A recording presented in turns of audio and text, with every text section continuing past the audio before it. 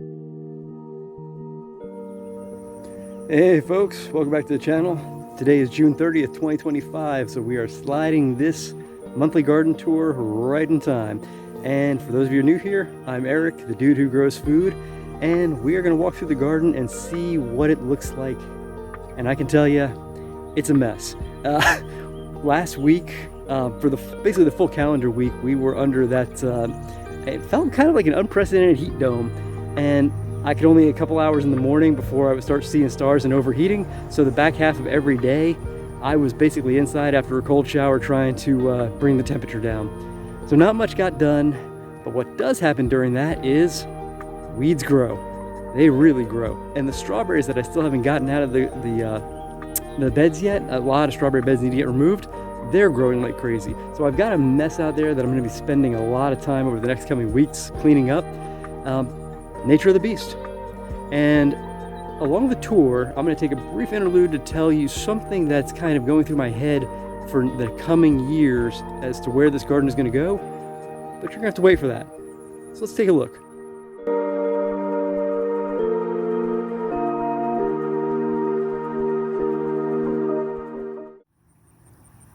Walking into the gate, all you can see to the left-hand side is a whole bunch of strawberry beds and a whole lot of weeds in between. Mostly crabgrass. There's some other things going on. One plant that I have that I'm going to be fighting with for a long time was a deliberate planting that became a bit invasive, and that is Boko Boko. It is also called, I think, maybe Ceylon Spinach. It's a tropical plant that has an edible leaf during the summertime, and that's one reason I grew it, but it readily goes to seed and spread, so it's all over the place, and now I just don't know how to get rid of it. Not that I mind eating it, it's just, it takes over. Good for roots in the ground, but bad when you're trying to keep things tidy. So going forward, I got to figure out what my strategy is going to be for that. I may, after I get these out of here, one of these years, just have to tarp the area. I tried getting on it last year to, every time I saw a flower, to get it off before it set seed. But I have no idea when it sets seed as far as the flowering end, so I'm just losing that battle. I've got some lettuce at the end that is going to seed. I'm probably going to let that stay for a bit, only because I wouldn't mind some self-sowed lettuce there. I can always take the lettuce when it germinates out and transplant it somewhere else, so I just haven't, or I may just pull that out and compost it. Haven't decided yet. One of the kind of disasters in the garden right now are my determinate paste tomatoes. Now, at this point last year, we had our freezer entirely full. My timing has been identical to last year, but the problem is this year they did not ripen quickly. I don't know if it's because we had a lot of up and down rain during the spring. The temperatures were up and down as well. But now, because I don't have a shade cloth, I'm starting to lose them to sun scald. So this, for example, is not going to be edible. I could bring this inside. This side might ripen up. This side is going to blister. So I don't know if we're going to fill our freezer this summer the way I planned. Still, you can see there's a lot of fruit, but as far as the rate of good fruit to bad fruit, it's not looking good. So kind of a bummer. I haven't had that happen before. And if we're going to have these kind of blistering heat domes on a regular basis in the early part of summer going forward, I'm going to have to figure out what I can do from a shade protection standpoint. Something I've never thought about investing in, but I might have to. Another strawberry bed here. My peppers are doing pretty well. I'm starting to take off some of the smaller green ones as I start sizing up a bit, just to keep pushing energy into producing more. This morning I was walking the garden and I noted that this one at the end, all of a sudden at 10 a.m. this morning, looked like it was really drooping. Gave it a nice little bath this morning, but I don't know if it's a disease or if there is or if it was dried out. The soil didn't feel that dry, but I know it's been a while with all the heat. Again, it's just taking a toll on everything out here. Lettuce is finally, well, I say finally, for the last couple of weeks they've been bolting intermittently, but now they're really starting to all take off into the bolting stage. So I'm probably gonna tomorrow try to salvage maybe a couple of these smaller ones. That guy's still edible. He's probably still edible. No way. Yes. Yeah, tomorrow I might do one last harvest of this. And my two cucumber plants here have been doing really well. I've probably got about 50 of them in total. happy with how that's going. I tried to get a couple more started, and they are somewhere in here. I don't do much interplanting. I talked about that last time. I'm not a fan of doing that because you just wind up with a lot of water requirement differences, a lot of competition. I may have to start some separately and just get them in a different bed. This bed here, I just about 10 minutes ago finished transplanting all of these sweet potato slips. And again, my sweet potatoes inside are still saved from last year. I eat sweet potatoes every morning with breakfast, and I have a couple, I think I have 4 more. They're all about anywhere between 3 to 5 pounds because they're just big rugby balls. They've got so much energy in them that they are, without planting, they are pushing out a ton of growth, shoot growth, and it's not taking away from the edibleness of the plant. So every time I see a shoot system that's about 2 inches tall, I snap it off and I put it in potting mix. It roots and it plants out. So again, another 40 plus slips went into this bed because I had the space and I have nothing else earmarked for the spot. And yeah, that could be anywhere between 90 and 130 pounds of sweet potatoes, if not more. And I've got plenty of time to grow sweet potatoes. I've got full July, August, September. 90 days with this variety, whatever this variety is, I know pushes out some really big sweet potatoes. We've got my asparagus bed that I had lined with brassicas, that I will not do that process again because everything got way too crowded. This is the end of the brassicas. It is, all I have left is red Russian kale. It does not go to seed readily. It's more likely going to die from pest pressure from the harlequin beetle. I'm eating every day off of these plants. I'll come out, I'll get 6 leaves. It weighs almost 3/4 of a pound, including stems, which I do eat. That's part of my breakfast every day, but they are getting pressurized from the pests.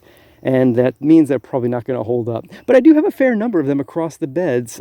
So maybe by this time last year, all I had were full skeleton leaves. Whereas this year, I still have some good sized leaves. Maybe I just overplanted enough to where the quantity of plant out competed the quantity of pests. So I may do that going forward. Blackberries are coming to an end. Now, for those of you who don't grow blackberries or who want to, my pruning technique needs to improve. It has gotten better every year, but what you're going to see, and I'll show you an example of it, is this is a new cane. This is an old cane. This one's finished fruiting. This one's going to fruit next year. Now this must be a Primark Freedom because it is still throwing off a little bit of fruit in the coming fall. And actually, it's a little early, I think. But I know that will fruit really hard next year. But I've got to, at this point in the season, I've got to identify all of the canes that I've got now that are going to be next year's fruiting canes and maintain a good pruning technique on them so they don't wind up like some of these guys from last year who I let get way too big. But the blackberries have been amazing this year. Next year they're going to get be even better because I have, gosh, double the quantity of plants that are getting mature. And I'm more and more thrilled with my little strategy of putting blackberries along this fence. It worked out really well. Those are only 2-year-old plants and they produced, some of them were stronger than others. Next year they're going to be even stronger, assuming that the crown doesn't die off, which can happen with some of these thornless varieties. I have lost plants that had really amazing canes in fruiting canes last year that did not wind up throwing flowering new canes for the following year. So that's kind of odd, but you can reproduce the plant so readily that it's always good to have some in backstock, and it's easy to do with that. Got my blueberries. They've been doing okay. I'm not a huge fan of harvesting these. They're kind of a pain to harvest versus, tasty though, blackberries and strawberries. The plants need to mature more. Pink lemonade is not going to mature. I think that one's coming out. He just didn't perform. My little raised bed. So funny about this one, if you've watched any of the previous garden tours, this was an open spot that was nothing more than wood chip on top of wood chip on top of wood chip, decomposing in. I had that little raised bed frame as a tabletop. or a frame for a tabletop. I took the tabletop off and I looked at that square and I'm like, yeah, let's get a raised bed out of it, only because I wanted a spot that would give me an opportunity to have deeper tapping carrots and parsnips versus my native soil, which is a heavy clay. And yeah, I've amended it from top dressing, but I still only get probably 4 to 6 inches of a loamy surface before it starts hitting that sandy, sticky red clay. And funny enough, I filled it with a mix of fresh cut grass and deciduous leaf fall probably up 4 or 5 months ago. I honestly don't remember what the time was. And I was going to have that decompose in, but then I decided to top dress it with some more semi-finished compost to finished compost to kind of let it give some biology from the top down to really help it break down faster to create a deeper planting surface. And then I said, what the hell, why not just go ahead and put some daikon radish seeds in there, completely out of season, not knowing what they were going to do. And they all grew. And I'm telling you, that's all that is the top inch of organic matter was semi-finished compost. Everything below that was undecomposed. And I'm actually pulling radishes out of there. They're not the greatest of radishes, but they are coming out of there. And there's a lot of leafy green in there too that's been going both to me and to the chickens. And now for the next mess, we've got the second big section of strawberries. Again, this is just getting out of control, and I've been trying to clear this out. I'm going to basically do one bed at a time, and then we're going to pull compost to top dress and wood chips for the pathways just to clean it all up. And that brings me to sort of where I'm thinking the future of this garden is going to go, because I learned very quickly that I don't need 18 strawberry beds to fill up my freezer. I can probably get away with 8, which leaves me in the spring a lot of excess capacity that's going to go unused. And I recently learned that my local library, small little library, cute as hell, there's a foyer between the outside door and the inside door, and in that foyer they have a food pantry. On the left hand side are shelves for non-perishables, and on the right hand side somebody very kindly donated a refrigerator, a freezer side by side. And when I went in to go get my library card the other day, it was empty. And I thought to myself, I've got all this space. I'm producing more than enough for my wife and I. I give some to my neighbors, but I can fill up that fridge and keep it full on a regular basis, at least of some crops, without requiring an investment in a lot of packaging. So this morning, for example, when I went to return a book, I had 13 extra cucumbers. Put them in the fridge. I can easily load up some of these beds with a whole lot of carrot, a whole lot of beet, more cucumbers, heck, maybe even more garlic if I have some to spare, and just start getting in a routine where 8 or 10 of these beds at any given time can be growing exclusively to fill up that fridge freezer. So yeah, I'm thinking that might be something if I can build a system here to efficiently grow and harvest crops that aren't going to require a lot of maintenance and packaging, and it's only 5 minutes away from here, get them down there and keep that fridge full. I think I feel pretty good about that being a good portion of this garden's future use. So coming on down the line, we've got okra, and we're actually harvesting okra. It's coming into its own now. Got a couple of smaller plants there, and that's only because some of my transplants, when I first set up the bed, didn't do so hot. They died off. This is Clemson Spineless. It is a delicious variety, prolific as the day is long. And for those of you who don't know, you can eat okra raw, and it is amazing. This was a greens bed. Oh, actually, I take that back. This was a mesclun mix bed, and I was expecting a lot more lettuce than I got. It had more spinach and brassicas, but what we still have remaining is a red Russian kale, a few dino kales, and some Swiss chard.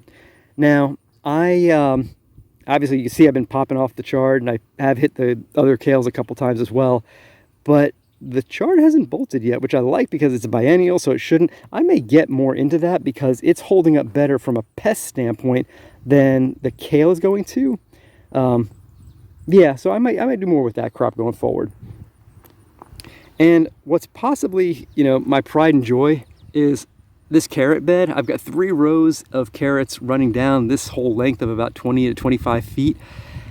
And I've got them spaced anywhere between 1 inch to 2 inches apart. It's closer in some spots, farther in others. It's been really a good performer. And for the most part, when I reach my hand in there and I pull one out, I'm actually getting a full-size carrot. Big, thick shoulders on some of these. The variety is Danvers 126. It's a half-length carrot, good for clay soils. Very bolt resistant. I think I mentioned in a previous video, maybe it was this bed last year, had carrots in it. I had 5 different varieties, including the Danvers, and I sowed them direct sow in, I'll call it mid-late Feb. By June, every variety bolted except for the Danvers. For being a biennial, I was confused, and I said to myself, okay, carrot varieties, I'm not going to dip my toe into doing a ton of different ones. I'll stick with what works, thank you. Now, the second big disaster of my garden, green beans. I don't grow green beans in the late spring starting point, like mid-April, not because of temperature issues, but pest issues. The last couple of years, now not last year, the 2 years prior to that, I would do like an April 15th sowing, and by mid-June, the plants would be nice and big and destroyed by pests with beans that were just obliterated. So I gave up on that, and last year was the first year that I grew them in the fall exclusively, like a midsummer planting, and there were no pests. Now I did that same kind of planting the previous years, but and to the same effect, but I always had this spring planting that failed. Last year I didn't do the spring, I only did the summer. I tried it again now, but for some reason I'm getting no germination. I have three beds like that. I got 2 more with older seed that I'm trying, because that's all new seed. I'm pretty ticked off that it didn't do anything, so I got to figure out what I'm doing wrong there. And it may just be the heat. I did keep them watered, so they didn't dry out, but I've never had that big of an issue starting green beans. And this is my flower bed. I have an exclusive flower bed. It's a lot of marigold. And funny enough, I put cosmos and zinnias down the middle with marigolds flanking it right up until this point when I ran out of the cosmos and the zinnias. So this is all marigold here, thinking that the marigolds are going to be shorter and stouter. And as you can see, that's not the case. They're actually going to probably wind up choking out the other ones. My first beet bed, and for some reason I'm getting a lot of die-off on the leaves. Now the beets themselves are doing absolutely fine. I'm harvesting, beets on Saturdays for the week, and they're doing great. But I'm a little surprised the bed's not performing a little bit better. You'll see in the next beet bed that I've got on the third row up in that direction, it's a lot stronger. Whole bed of red Russian kale. There were other brassicas in here as well, primarily mustards, but they all bolted. I got a lot of that cleaned up the other day. So again, I've got a ton of kale to eat, and I do eat a lot of it. And it's in a lot better shape this year than it was last year, despite the fact that when I do pop leaves off, I do inspect for caterpillars, and I definitely find my fair share. These 2 beds are more green beans, and they are not germinating that well either. I'll save green bean story for another day. Suffice it to say, I'm losing this fight right now, and it's kind of ticking me off. This bed here, this was a strawberry bed. It was the first one I ripped out, and okay, long story short, these are soybeans. I, for some reason, took some dried soybeans out of the kitchen last calendar year, and I put them in a little container. I put them in my potting shed, and I forgot about them. Well, I just saw them there the other day. So they've been sitting there for a year in the sweltering heat and the icy cold, and I've got germination. And that's really odd, because I'm germinating these better than I'm germinating fresh green bean seeds that were shipped directly from a producer. I'm not going to lie, I'm confused. But I'm going to actually keep these going, see what they produce, because it's probably a hybridized seed. Again, it's from a 25-pound bag that we buy in bulk for cooking from dried. And I'm excited to see what this is going to produce. If nothing else, I'm going to pop them off before they dry and use them as edamame. Oh, wow. Yeah, we got a jungle here. Next bed over is technically my habanero bed. And silly me decided to plant in the bed next to it, which was a lettuce bed, watermelon and cantaloupe. And, of course, they are vining, and they're going to vine over here. So I've got people making all kinds of relationships and friendships here that was not planned. But you can see I've got some good watermelon going in here, and yes, I don't mind walking right in the middle of a patch, because another huge that's a huge one, and then we've got another huge watermelon. So yeah, I'm excited for that, and I don't mind the fact that it's going to be an unruly mess, because if nothing else, I've got ground cover. It's covering the soil, it's covering the wood chips, it's going to trap more moisture in there, and that's never a bad thing. Hello, Mr. Watermelon. And walking on down the now non-existent aisle, I'm going to show you something that I'm thrilled with. Actually, I'm thrilled with a lot right now, despite the tomatoes and the green bean debacle.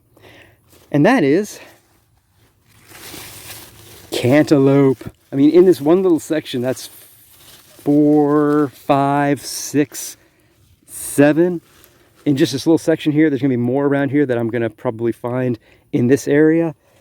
Super excited for that. I've never grown cantaloupe before. But one thing I'm really pleased of is this garden is finally starting to get a really mature soil to where I have the confidence that for the most part, when I put something in here, apparently not direct sowing green beans, it's growing pretty darn well. And that's a good feeling because I didn't have that prior to this year. Sweet potatoes, 6 beds worth. And each bed probably has, oh gosh, 60 plus slips. So yeah, I'm sitting pretty on sweet potatoes, and we're getting to the point now where the plants are getting full enough to where I can start harvesting sweet potato leaves for our summertime green. And I wouldn't do that out of these 2 beds here because those plants are too immature. I don't want to take the energy away. But those, I'd have no problem dipping my hand in there and start popping off some leaves. That's going to be a, I don't need them yet because we still have the chard, and we still have the kale, and we still have the lettuce. But once those are gone, sweet potato leaves are the star of the show. And now, because I had some seeds sitting around, I mentioned this in my update video, we've got a couple of, I don't want to call them black-eyed peas, but they're in the same family. Southern peas. They go by a lot of different names. 2 varieties here, Mississippi something, Mississippi Silver and Piggott. And I think they're both going to grow on a pretty aggressive vine. I wasn't going to plant these because last year I did not have a really great experience with the pink purple hull, but I had the seed, I had the space, and I said to myself, just get them all on the ground. You've got them, don't let them go bad, at least try again. So that's what I did. Got 2 beds here with some weeds. A nice big kale. That was actually the first kale that I planted this season. That I transplanted this season. Still going strong. These are more bean beds. And no comment. This is the other beet bed. Now in the back of the bed, it's been a really strong performing section. The middle of the bed's a little weaker, and in the front, it's amazing. I mean, let's take a look at this, folks. I hope we can see through the shadows, but those beets are softball size. And the one cool thing about beets, what the hell am I saying? Beets have a lot of cool things about them. The bigger they get, the more food you get, they're just as tender. That's awesome. This was another greens bed. Again, more red Russian kale here. This was a second asparagus bed that, we still saved some crowns, so I might let those live. They made it. I wasn't expecting them to. There were this was a broccoli bed prior to this. I just took those out today, and I cleaned up the weeds. I've got to probably put more compost down on this one. But the broccoli was strong, and it crowded out the asparagus, but they survived. So I'm gonna let them go. My tomatoes. Now, I mentioned earlier in the season that this was going to be my attempt to actually keep these things pruned and clean, and by God, I've done that. Here's the punchline. This is not the variety I thought it was. This is a mutant hybrid of some sort. It came out of a tub by the house that has been consistently self-sowing the Mexico midget. I pulled the actual plants out of that because they direct sowed again this year. They self-seeded this year, and so I put them in cell packs. I brought them out here and transplanted them, and I said to myself, oh, I've got some Mexico midgets. I do not have that. They are growing really weird. I can tell that. Okay, here's an example. You see this fruit set right here? It's growing in extension. And it's been doing a lot of that. And I've never seen that out of a plant. It makes me think that there is definitely something funky in the genetics of this, and that it is a cross of a hybrid. They're bigger than Mexico midgets, and they're not ripening to the deep dark red. They still taste good, so I'm getting cherry tomatoes out of it, but I definitely won't be saving seed from this one. My fig that I randomly transplanted here the day of it might have been the March garden tour. I just wanted to see if it would survive. It did. And it's protected by the fence, so I'm guaranteed to actually get figs off of her in a couple of years, to where I won't have to necessarily rely on caging some of the ones that are outside the fence to make sure the deer don't get them first. Then we've got the Aronia, 3 of these, and they are ripening beautifully. Now, this is not going to be edible in this state. It would really be way too astringent. I got to kind of let it rot first. a bit on the vine. I say rot. It's got to kind of shrivel up a bit to where it gets the astringentness out of there, and then I've got to harvest. It'll be my first year really paying attention to this crop, so I want to do better with it.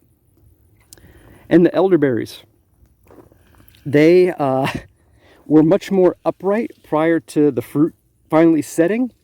Now the fruit's setting, it is swelling, and the plants are definitely starting to sag a bit. So I'm gonna have to do some hunting around the bush to get that fruit when it comes time. Now the cool thing is I'm actually watching all of this. You see how dark this wood is now? It's graying out. Not a couple of months ago, this was very supple and green, not unlike this leaf stem, but it's graying hard. Look at all that wood in this plant. The one right next door is the exact same thing going on. When this thing goes dormant, all of that wood, I'm taking this down to the ground to rejuvenate, prune it.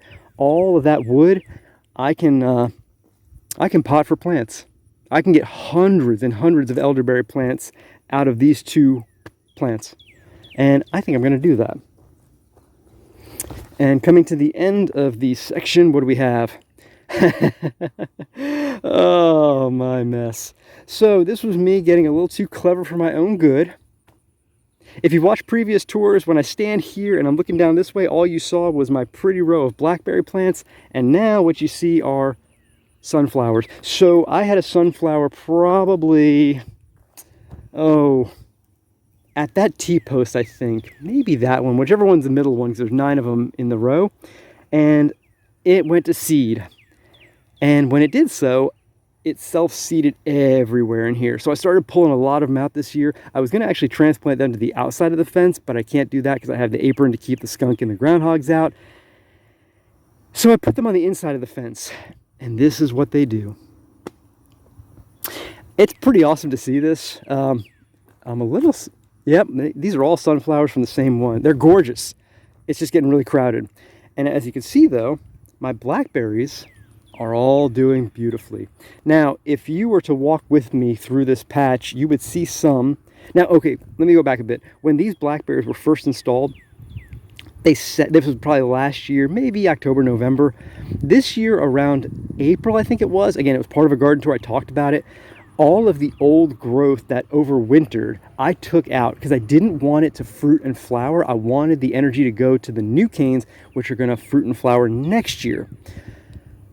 The plants responded just fine to that. A couple of them kind of gave me the middle finger for doing so. I don't know why, but the rest did great. But what you're seeing now, and this tells me what variety this is, I think this is a Primark Freedom because this is flowering and fruiting on the tips at this point of the season, which is past the late spring harvest. And what that indicates to me is that's going to be its quote-unquote fall crop, and everything below that is going to fruit next spring as the first blackberry fruit of the season. So that's my only way of knowing what varieties these are, because they all came out of the ground as suckers from the section over there. And since the root system of all of those varieties are intermingled, I don't know what they are until only that one variety shows. And once it shows, I know what it is. The rest of them, they could be any one of the other 6 varieties that I have. That's the June tour. Appreciate you watching. Have any questions, comments, post below. I'll be happy to take a look, respond. If there's anything you want to see out here, anything you want me to talk through, because I know I go through a lot on this tour, and there's a lot more depth I can go into on the blackberries, on the beets and what I do with that. I'd be happy to show more in depth, but let me know what you want to see, and I'll talk about it in a future video. So in the meantime, appreciate you watching, and we'll see you in the next one.